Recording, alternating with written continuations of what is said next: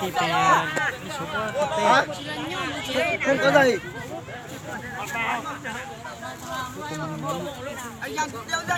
Có giải à?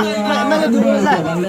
Đại diện bố trí cầu thủ của đội mình nhanh chóng để các khán giả có thể chơi đâu. Em thằng nào có giày đeo vào đi. Đeo tặng một đôi giày con. lại mà mong á. Vừa nãy đang thuê thủ môn kia mà. Ôi cho nó nghỉ rồi. Quân ra. Quân phong trang khi mà. Giờ chơi đồng mình mong không.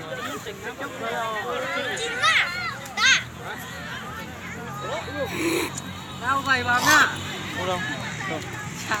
Giày anh làm sao đeo vừa anh không nữa anh. Trận đấu thứ 2 trong buổi chiều ngày hôm nay sẽ diễn ra giữa đội Bản Hốc và Thăng Long 1.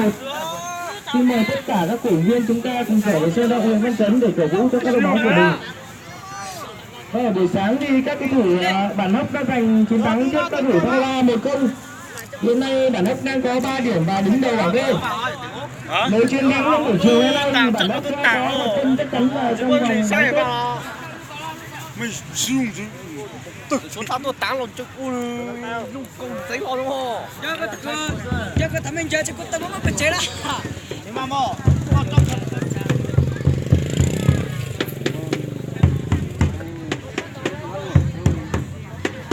Cây thật là rồi. Cây xa là trước sự số. 我讲也有，我饮食有兴趣了，自然给他们有兴趣。长得有多有梦，有主说更贵。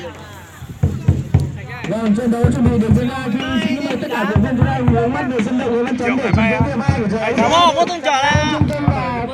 Anh em đi đủ nhé. Ở thứ hai này thì các cầu thủ trên trung tâm được quyền ra đằng trước. Đại diện. Đá cố à. Đá tên bóng mà đá xây đúng bóng trọng yếu. Làm gì? Bóng em có xong chuyện đó đâu.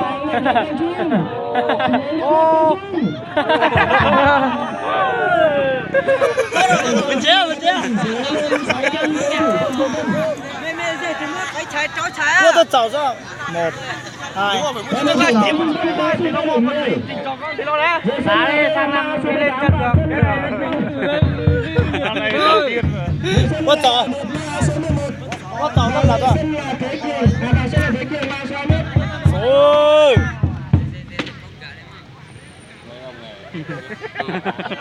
Đội tuyển của trung tâm có sự đồng người. Chứ mày tưởng Giữa tiền sân đâu là lại. số 8 Đào Đức Ma số 11. Bảo vệ.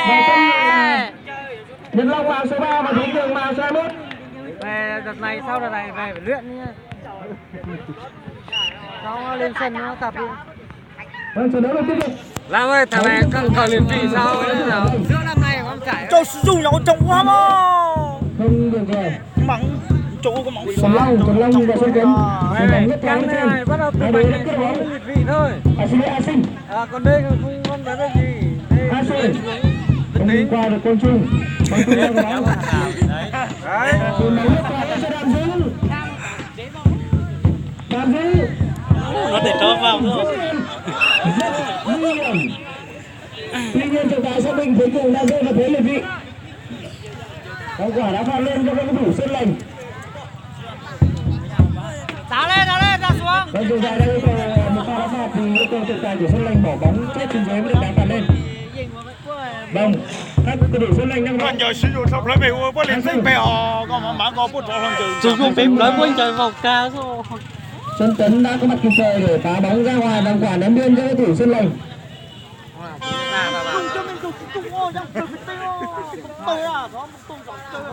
Đây ném bóng rất mạnh dành cho Abu. Đức Tiến, cầu thủ trung tâm phải không? Quang Trung. Không được rồi, cầu thủ Sơn Lành đã lấy bóng.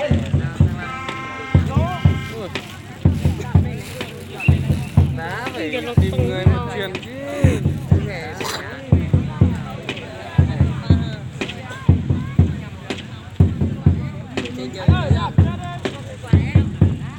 Đức Tiến đang có bóng. Trời ơi, trời xuống trung tâm không? Hai cầu thủ của Sơn Lành. Chuyển tiếp để dê đi ra. Quang Trung đã lấy bóng, đất kéo. Quang Trung ở trong người Thế Cương. Thế Cương rất bình tĩnh. Sáng giờ vợ ha. Thế Cương dứt điểm. Và ra dứt điểm rất rõ ràng của Thế Cương đã thay đổi số lên 7-0.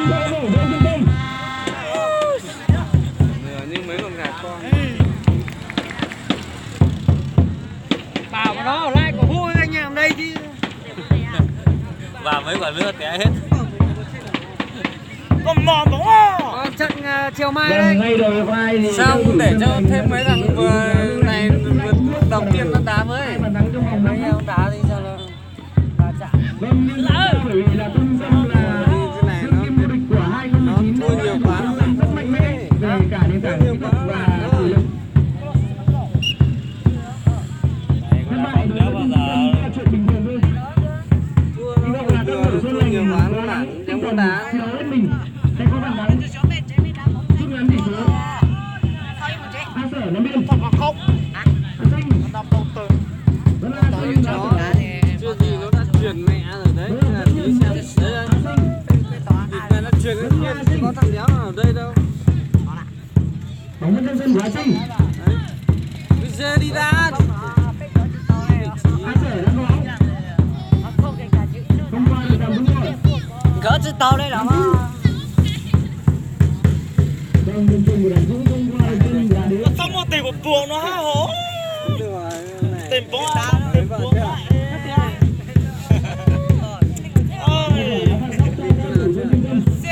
Một tôi phản câu là lô. Đá từ tia rồi.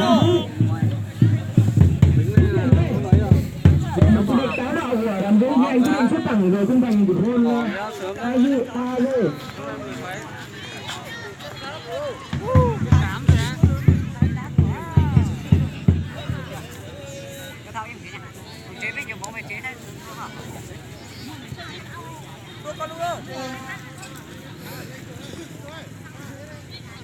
Thành quả phát bóng lên cho các cầu thủ Xuân Thành.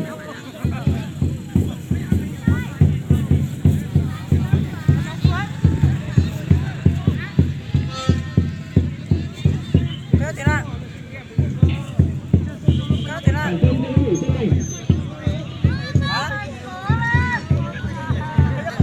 Đức Tiến lên đi. Vẫn là Đức Tiến. Đức Tiến về đường. Vẫn là Đức Tiến. Cầu thủ Xuân Thành đã cướp bóng. Quang Trung.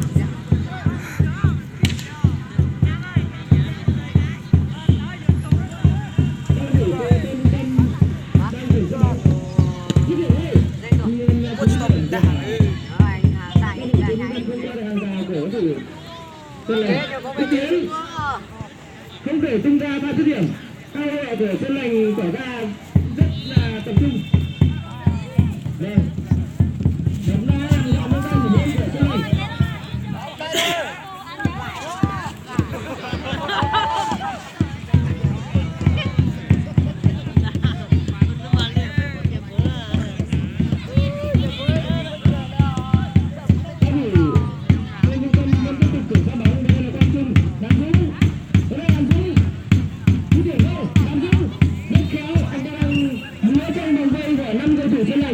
Tuy nhiên anh đã để mất bóng rồi.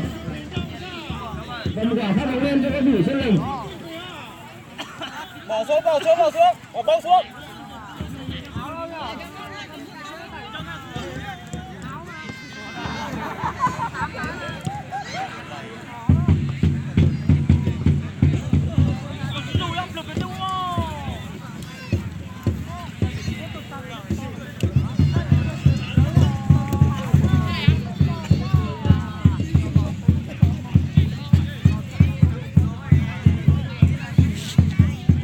Hello.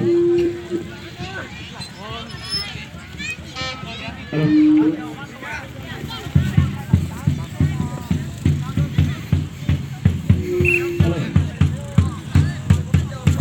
Và các cầu thủ của trung tâm được hưởng một quả đá phạt góc bên phía ngang cánh phải. Người nhận quả đá phạt góc này là Quang Trung. Quang Trung, Đức Tiến đến đây, rất đẹp mắt. Và đến đây rất đẹp mắt của Đức Tiến nâng tỷ số lên 8-0 cho các cầu thủ Quân Trung Tâm.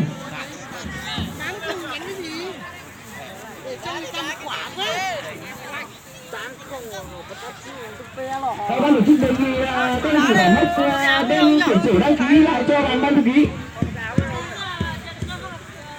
Đề nghị cầu thủ Hải bên phía bảo mốc mang sổ đăng ký lại cho ban tổ chức ạ.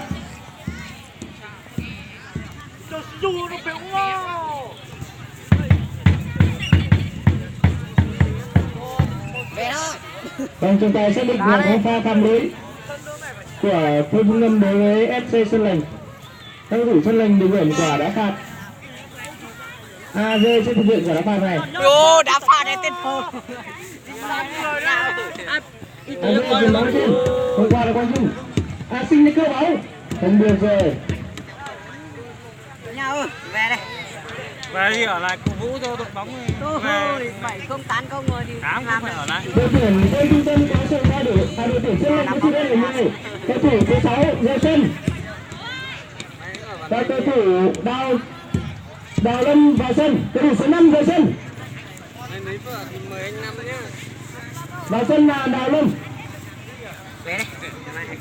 Ở nhà có chị gái không?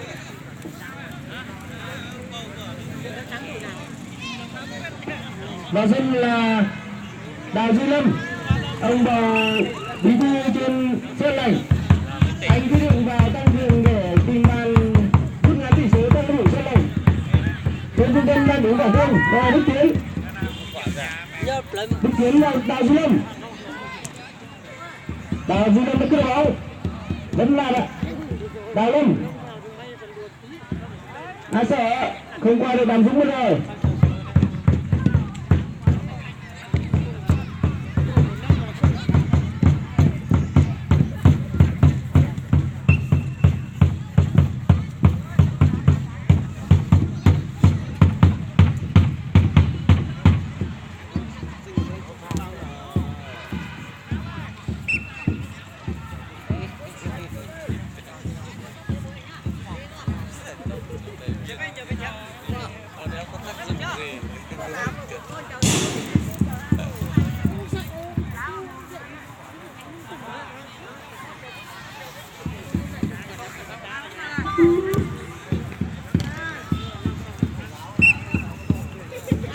Một chiếc cà đầu. Chiếc cà đầu vào. Ngồi đây để tôi là gì đây ạ?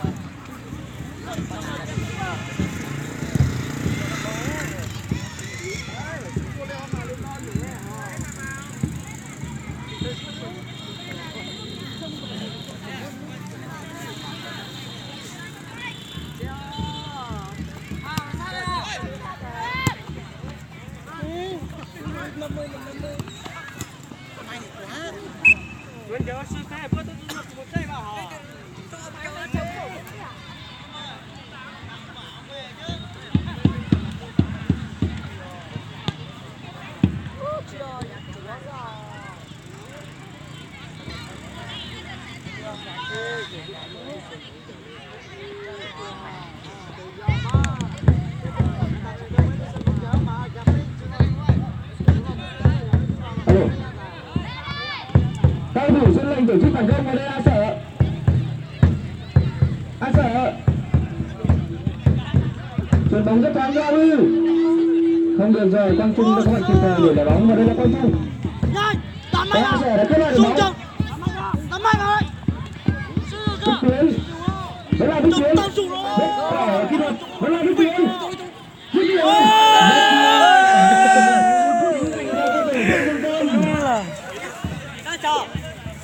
Đầu pha sân sang người tìm giữa sân của Đức Tiến.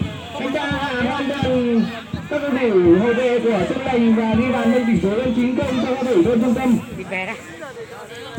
Chán quá. Thế quá. Càng ngày mẹ càng ngày. Tôi cắn nó chết tôi đi. Cầu thủ Sơn Lành tiếp tục ra bóng. A Sinh chuyền bóng ra Bư. A Bư để phát bóng này là Quang Trung. Bản thân Quang Trung dứt điểm không? Anh quyết định chuyền bóng cho Thế Cương. Vâng, rất bình tĩnh cho bóng Đàm Dũng. Vâng, pha dứt điểm của Đàm Dũng, bóng đi quá không chính xác.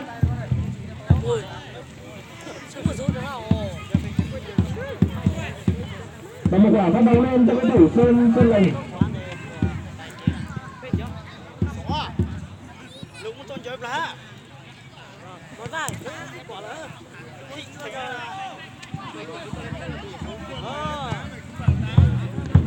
Lâm phát bóng lên. Trung tâm đã cử bóng vào đây là Quang Trung. Không được rồi, A Bư được bắt kịp thời để cướp bóng vào đây là A Sinh. A Sinh vào Bư. Không ra được. Vâng, người ta phản điểm rơi của đối phương đối với Aru.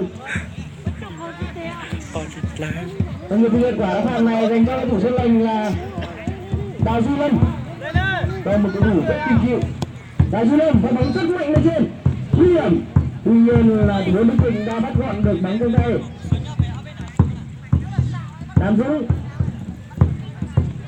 Đàm Dũng chuyền bóng lên trên tay đối phương.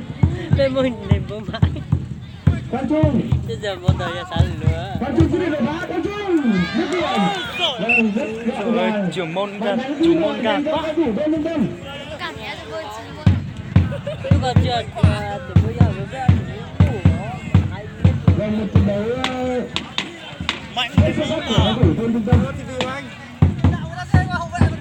Với nền tảng cầu thủ có nền tảng kỹ thuật rất tốt của cầu thủ thôn Trung Tâm. Mỗi cá nhân đều có thể gây ra đột biến.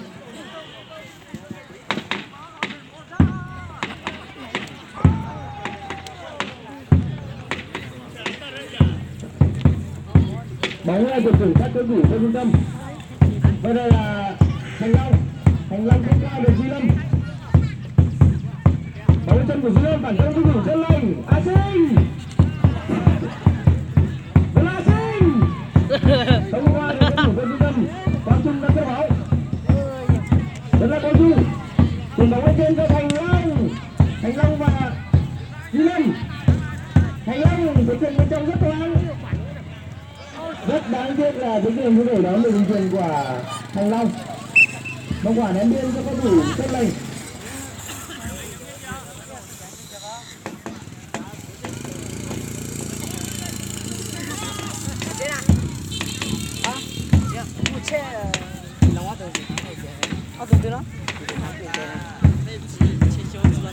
Một chơi nào, con nhau chơi mà. Duy Lâm đang có bóng. Xây quân trời. Bóng cho A Sinh. Không được về Thành Long đã tiếp được bóng. Nó phát triển tới một qua lại giờ. Xây quân trời xin. Chuyển bóng tiếp theo lên cho Thành Long. Vẫn là Thành Long rất bình tĩnh. Vẫn là Thành Long rất kỹ thuật. Tôi giờ sư số ra được số tôi chưa cá ăn tệ số tôi cá giờ rồi giờ sư nữa rồi sẽ được số là sư rất là no tôi chân bóng sư rồi no ai xuống chân bóng sư rồi Tuy nhiên bóng không qua được cái chân của Áp Trẻ. Và các cầu thủ thôn Trung Tâm được hưởng một quả đá phạt góc bên phía hành lang cánh trái.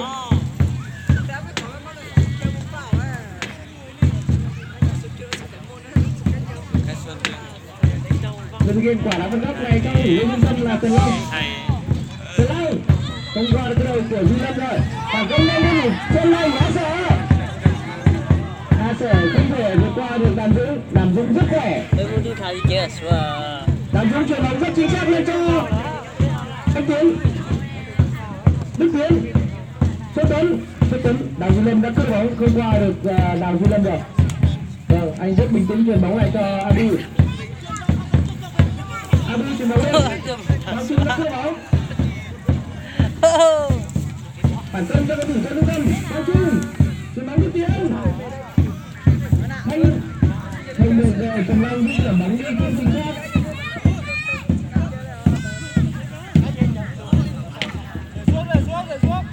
Và pha bắt bóng lên cho cầu thủ Sơn Lệnh.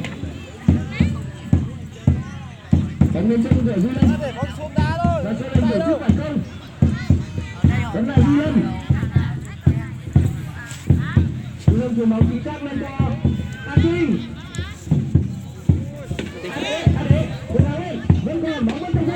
Rất đáng tiếc là đấy không thể phát huy được bóng. tôi muốn đi khai tàu chụp của người.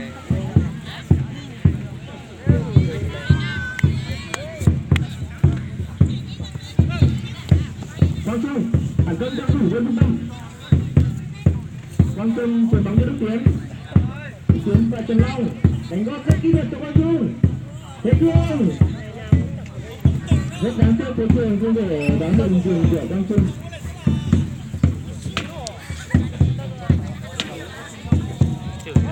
Quả ném bom lên phía cánh trái cho cầu thủ Sơn Lệnh. Người thực hiện quả ném bom này là A Sở. A Sở ném rất chính xác về cho Duy Lâm.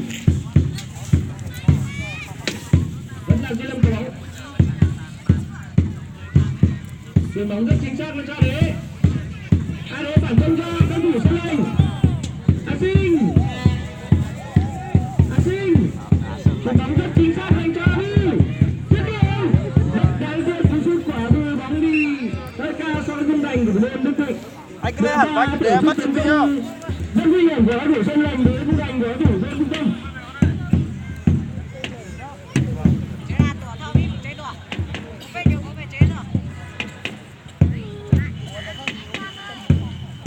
Các thủ Xuân Trung Tâm đang có bóng. Và đây là làm Dũng. Vâng, rất bình tĩnh. Quang Trung.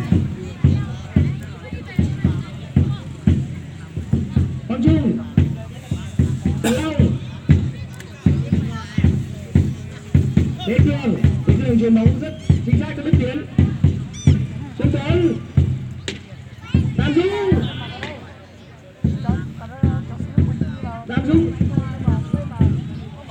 Là Hư. Đức Tiến. Rất nguy hiểm, tuy nhiên Đức Tiến cũng đổ đón kịp đường truyền của Đàm Dũng và bóng gọn trong tay của thủ môn bàn này. Bóng rất mạnh lên trên dành cho A Bưu. Tuy nhiên cũng qua đến chân của Thế Cường. Quang Trung. Bóng rất trong chân của Quang Trung. Cao nào. Đức Tiến kịp không? Vẫn kịp, bóng rất trong hộp. Và Đức Tiến đối đầu với A Bưu. A Sinh chứ. Vâng, và phải sự cảm rất quyết của A Sinh được Đức Tiến để chuyền bóng về cho Đàm Dũng. Và bóng vẫn trong chân của Đàm Dũng. Chuyền bóng lên cho Trần Long. Tuy nhiên Trần Long không thể đón được đường truyền của Đàm Dũng. Còn quả ném biên cho các thủ Xuân Lành. A Sở không thực hiện quả ném biên này. Sang đi xem đi. Duy Lâm. Duy Lâm đang bóng. Đột phá lên trên. A Sinh. Đá bóng nguy hiểm.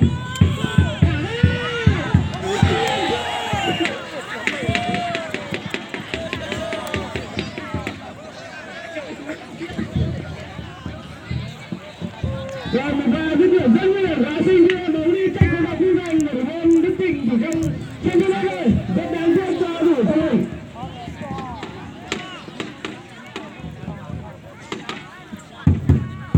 Và các thủ Xuân Lành được hưởng quả đá vào góc bên bên đang đánh giải. Và đây là A Sở dứt điểm.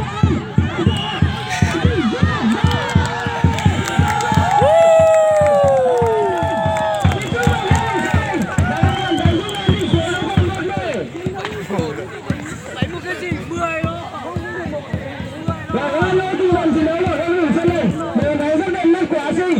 Hai vị thủ thành Đức Thịnh bắt buộc thủ thành này phải vào lưới nhận bóng một cách gọn người. Và xin chúc mừng các thủ Xuân Lành đã có màn thắng đầu tiên trong mùa giải năm nay.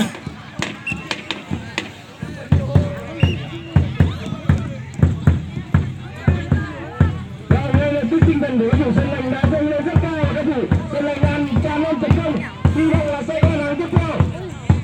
Vâng, và đây phản công của thủ Xuân Lành và đây là Trần Long dứt điểm. Tuy nhiên cú sút của Trần Long vẫn đổ qua đến chân của Duy Lâm. Và một quả phá góc bên phía bên trái cho các thủ Xuân Trung Tâm. Một hiện quả đá với góc này là Trần Long. Đàm Dũng. Chuyền bóng rất xoay vào chân của Đức Tiến. Rất nghiêng, đây đó là pha dứt điểm thẳng của Đàm Dũng. Và anh đã nâng tỷ số lên 1-1 cho các thủ Xuân Trung Tâm. Và tạo dứt điểm rất kỹ thuật của Đàm Dũng. Bóng đi đúng lỗi chưa ai khiến cho thủ thành bên bản Xuân Lành bó tay chịu trói.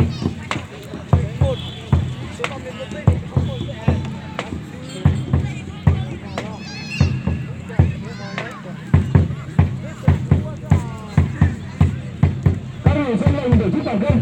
Tuy nhiên không qua được sự ảnh của Xuân Chấn. Và đúng là thông qua chính là Lan đã phải gọi kết thúc trận đấu giữa đội Xuân Lành và Tân Trung Tâm. Tỷ số chung cuộc là 11-1 dành cho các thủ Tân Trung Tâm. Và xin chúc mừng cả hai đội. Ngay sau đây chúng ta sẽ cùng nán lại sân vận động Nguyễn Văn Chấn để chứng kiến trận đấu thứ hai diễn ra giữa đội Bản Hốc và PA1. Và một trận đấu hứa hẹn sẽ rất nhiều những pha bóng đẹp cho quý vị khán giả. Xin mời toàn thể các quý vị khán giả chúng ta cùng trở về sân vận động Văn Chấn để đón xem trận đấu thứ hai. Chúng ta lên bản hốc và theo một trong những thủ bảng B.